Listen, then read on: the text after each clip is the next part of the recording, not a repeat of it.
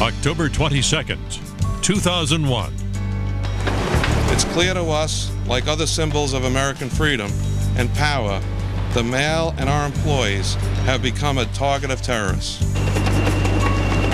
It's the latest front in this new kind of war, the U.S. Postal Service. This is a different day. We have 2 confirmed cases of inhalation anthrax. This is a different day. It is very clear that their symptoms are suspicious and their deaths are likely due to anthrax. With 2 more deaths blamed on the disease, officials struggle to keep up. We handle so many millions of pieces of mail a day. We can take this medication for 10 days, but 2 weeks from now we can be exposed to it again. Tonight, balancing fear and caution as America fights back. From ABC News, this is Nightline. Substituting for Ted Koppel and reporting from Washington, Chris Bury. By now, 2 things have become clear.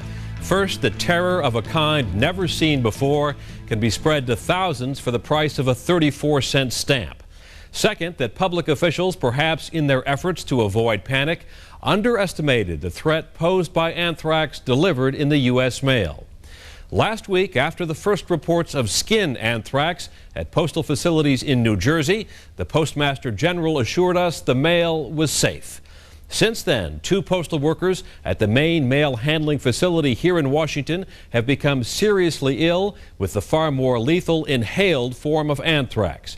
Today we learned that 2 others have died in the last 24 hours, and federal officials say there is a strong suspicion that anthrax killed them. That is disconcerting, to say the least, because it raises so many questions.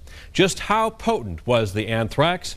How could it sicken and perhaps kill postal workers who didn't so much as open an envelope?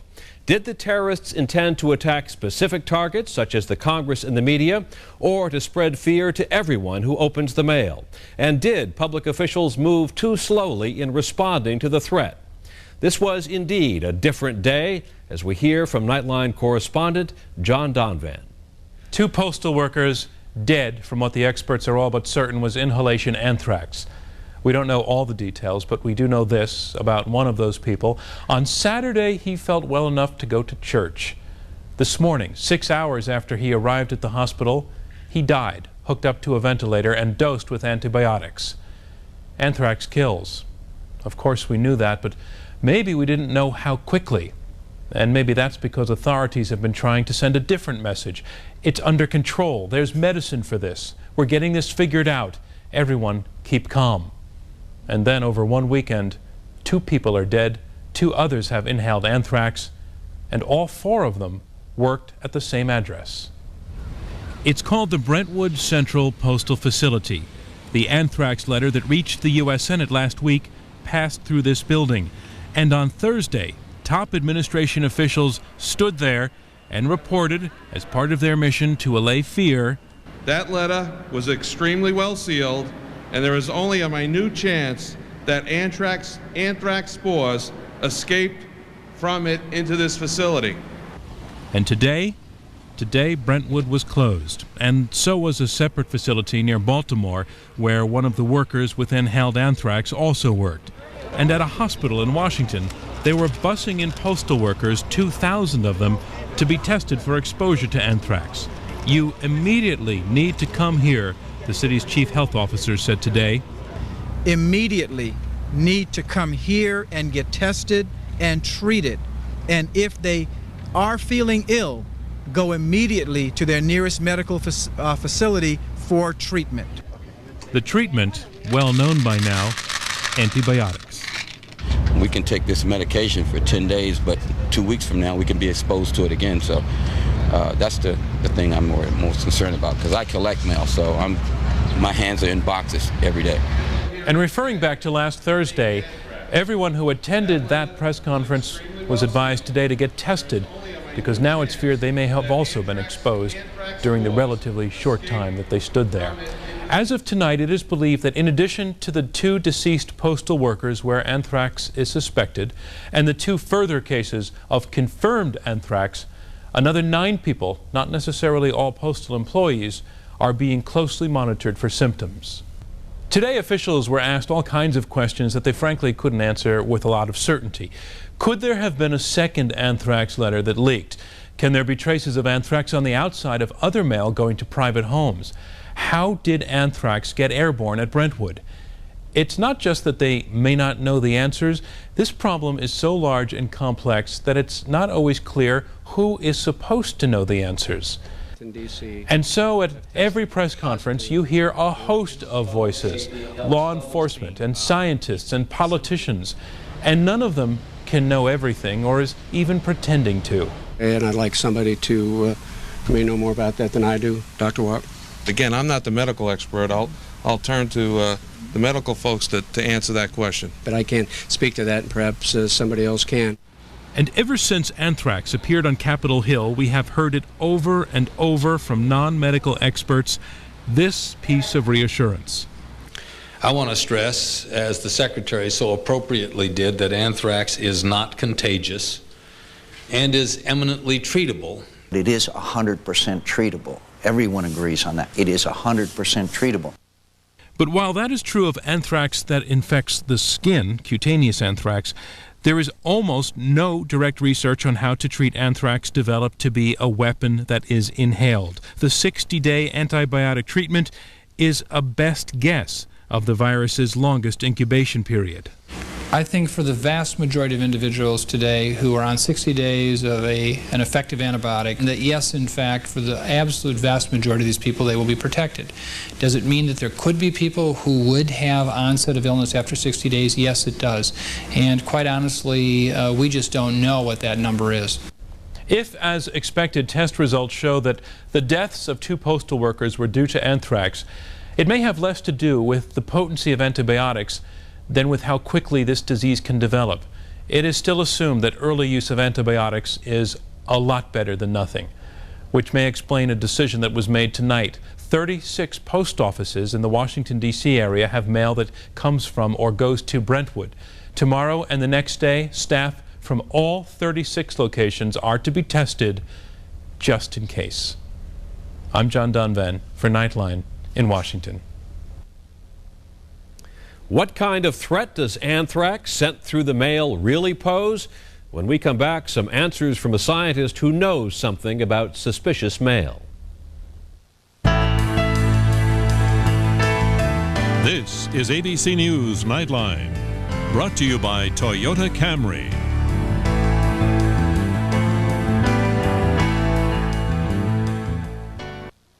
When the Unabomber was sending mail bombs to academics, John Clements was told to watch his mailbox carefully. The Tulane University Chair of Microbiology and Immunology conducts research into vaccine development for the Defense Department. He joins us from New Orleans. Professor Clements, you had to face the possibility of a bomb in your mail, and now we have anthrax being sent through the mail, which I presume is actually far more insidious. Well, Chris, it is and it isn't. In many respects, anthrax is like a bomb in that it does not spread beyond the people who have immediate contact with it. That's the good news, unlike some other infectious agents that are contagious and can be spread from individual to individual. But the issues are the same here. We had to be careful about mail that we got from unknown sources. We had to be careful about letters that were suspicious.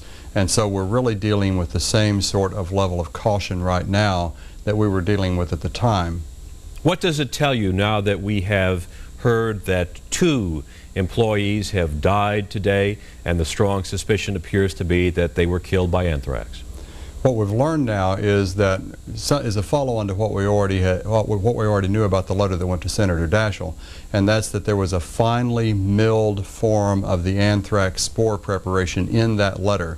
The question is how the material got out of the letter, and we still don't know if there was more than one letter or if that letter was somehow altered, say it were perforated so it would let those spores out, or if it were somehow compressed in the sorting machine And we also have learned recently that they blow those sorting machines out with air once an hour to clean out the debris that's in there. So any spores that had come out of the envelope might in fact have been blown out and into the room. So there's a lot of investigation going on now to sort that back out. But the most clear thing that's most clear to us about this is that those spores are in a preparation form that make them very easy to inhale, and that's different than the material that went out in the other letters. That mail handling facility where the 2 postal workers died and 2 are very sick with inhalation anthrax, that facility handles 2.5 million pieces of mail a day.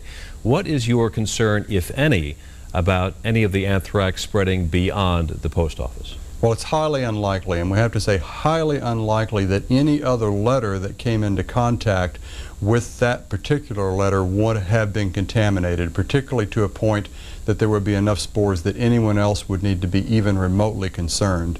It's primarily a threat, just as the Unabomber was, it's primarily a threat to individuals who handle the letter or in the vicinity of a letter when the letter is opened.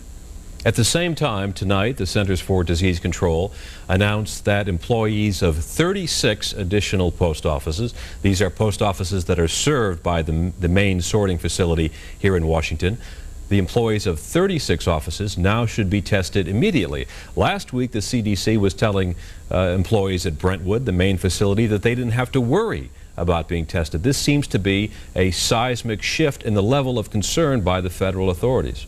Well, this is an evolving epidemiologic story, and in fact I think that the response to date has been excellent, and we just have to recognize that this is something we've never experienced before. Did the CDC understate the threat last week? No, they stated the threat exactly as we understood it to be, but our understanding is changing as the threat widens. The public health authorities are becoming very proactive in this right now, and that's the right thing to do.